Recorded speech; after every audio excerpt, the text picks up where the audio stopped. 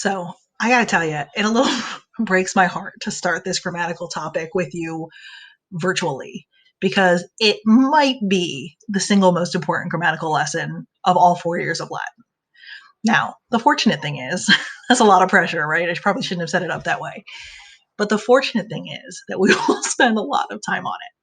So, what is this all important lesson? Well, it's the sentence.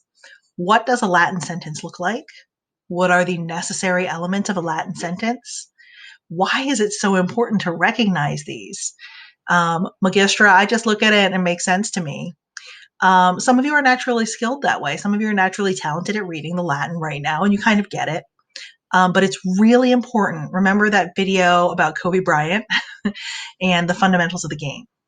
It is so important that we practice good technique from the beginning, because as Latin gets harder, in the beginning, in the middle of Latin 2, and then certainly in Latin 3 and 4, when you're reading real Latin from real Latin authors like Julius Caesar and Virgil and Cicero, the Latin gets quite complex. But the fundamentals of the game are always the same. A foul shot is always a foul shot, whether you're in a sixth grade middle school game or you're in the NBA. If you have good fundamentals, you will be okay. So today we're going to start learning about the critical fundamentals of the game of Latin. Okay, so what I want you to do is I want you to open your notebooks to the center of your notebook where you plan on keeping your notes for the year.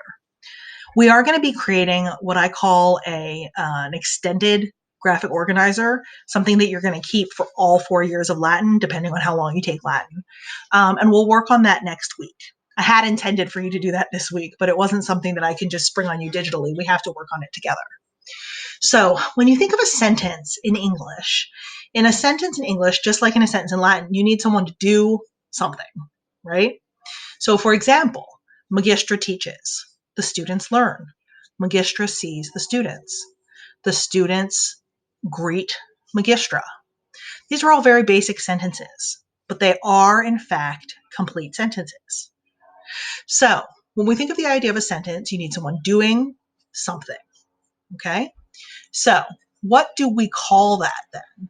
So what you have something called a subject. The subject is the doer of the action, okay? The subject is the doer of the action. Another thing that you have, sorry, I'm trying to use all of my digital tools right now. The next thing that you have in every English sentence that isn't a question is a verb, the action itself, okay? So the next thing you have is the action itself. So the core elements of the sentence are only these two. You need a subject and a verb. That's it. Now, some sentences have a third element as well. Some sentences, so let's make these different color. These are the required elements, okay? But some sentences also have something called a direct object. A direct object is something that receives the action. Let me make this a little bit bigger. Remember, whenever you're doing anything where you're watching a wee video, if I go too fast, pause, right? Pause and rewind. Okay, so it's a little annoying to me that these are not exactly straight across from each other. I'm sorry, you're learning a little bit about me right now. Okay, so I wonder if I can make that a different color if it changes all of them. Great. So the direct object is actually not a core, like it doesn't have to be there. For example, a sentence in English that makes absolute sense is Magistra, Magistra, that's the doer, runs. It makes sense as a sentence. It doesn't make sense as an action. Magistra does not run. Anyway, Magistra runs. That's a sentence, right? So you'll notice there is no direct object. This is it. This is the sentence. Done. However, that's runs, a verb that doesn't require a receiver. This is called an intransitive verb, something that doesn't cross over. If you're familiar with football, you can think of an intransitive verb or a sentence without a direct object, that's like a pass play. Oops. You have a quarterback, you've got the ball, right? The quarterback passes it. He doesn't throw it. He just passes it. The quarterback does a thing. Nobody has to, somebody has to catch it. So maybe it's a run play. Okay. The quarterback fakes and he runs. Okay. So that's what I meant to say.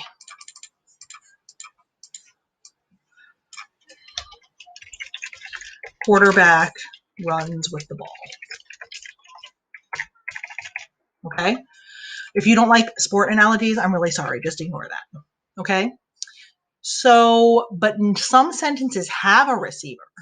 For example, what if instead of saying Magistra runs, I wanted to say Magistra, make this box bigger. Let's say I wanted to say, this is not my favorite program. I'm learning it as we go. Sorry, kids. Magistra loves. Now, I could just say Magistra loves because it is true. Magistra loves. Magistra is a very bleeding heart empathizer, right? I just love. I love. I'm a love, okay? But let's say I wanted to be more specific. I didn't want to just run with the ball as the quarterback, but I wanted to pass. Somebody is going to be receiving my love, okay? So I could say Magistra loves her children, okay?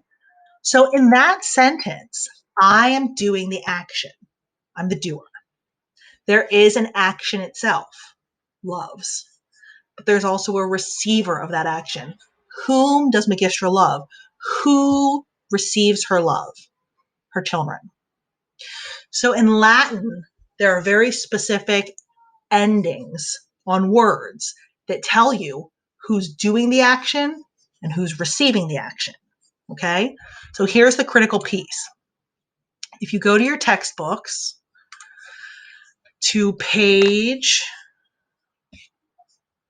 20, there's a section at the bottom that explains this to you in more depth. And many of you learn by reading. Some of you learn by writing. Some of you learn by hearing. Okay, so I'm trying to appeal to all those different types of learners. So right now in chapter 4, this will change. There will be more endings to come. The receiver, the person on the other side of the verb's action, the direct object, will end in M. So for example, in this sentence, book chapter 4, line 1, there's the sentence, Sextus Corneliam vexat. So if we look at this US tells me that Sextus is the doer. If we look at this AM tells me that Corneliam is the receiver. Okay? This T tells me that vexat is the verb. Now, here's the really, really important thing. When you're putting this into English, you want to think of this as like a jigsaw puzzle, where in Latin, the words are in the wrong order. So you need to put it in English word order. English word order always, unless it's a question, always goes subject, verb, direct object if there is one. So if I'm going to put this sentence in order, I'm going to go with my subject first. Sextus. Now I want to get my verb. Annoys. Whom does he annoy? Cornelia. How did I know Cornelia was the direct object? Because she ends in M. So if we're going back to the core elements of the sentence, subject, Sextus. My daughter is in the background right now singing Blackpink, so I hope that's not distracting. Now you're probably like, oh, I didn't even hear anything. Now you're listening for it. Okay, so here we say Sextus, then the verb is vexat, the direct object is Cornelium. Okay, how do I know this is the verb? It ends in T. How do I know this is the direct object? It ends in AM. Okay, so let's go back. So for example, in this sentence, I always start with the verb because I like eliminating things. So I'm going to start with outed. So this is our verb. I don't have red, which is the color I usually use for verbs, and so does Magister Davis. So I'm going to go with pink, which is the closest. So this is my verb. How do I know that? Because it ends in T, right? So the next thing I'm going to do is I'm going to look and see if I have any words ending in M. I do. Wochem. So wochem is my direct object. Okay? So I'm going to make it green. And then finally, I look here and I see that Cornelia is my doer. So I'm going to make her blue. So now if I put that into my formula for for English word order, let's go back to here. Okay? My subject comes first, Cornelia. And then my verb was outed. And then my direct object was wochem. Now, if I translate that, I have it in English word order. Cornelia hears the voice. So let's go back here and take a look at the next section that I'm going to have you work on. Okay, so it's on the next page. It's on page 21. You'll see here the conversation that we just had about the core elements of the Latin sentence. I call it the kernel, like the kernel of a popcorn. So, Tim, would you mind asking Magdalena to sing a little quieter? Thank you. So, the core elements of the Latin sentence. You see you have subject, verb, subject, verb, subject. You can have a complement, right? Subject, verb, direct object. Subject, verb, direct object. Okay? So, what I would like you guys to do here in class today is exercise 4C. Okay? So, I'm going to do the first half of this one with you, and then you'll do the rest of them in the Google Doc. You may work together, okay?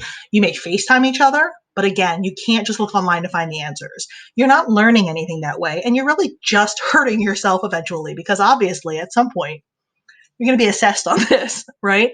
So let's be honest and do the practice ourselves. So this is my stop place, right?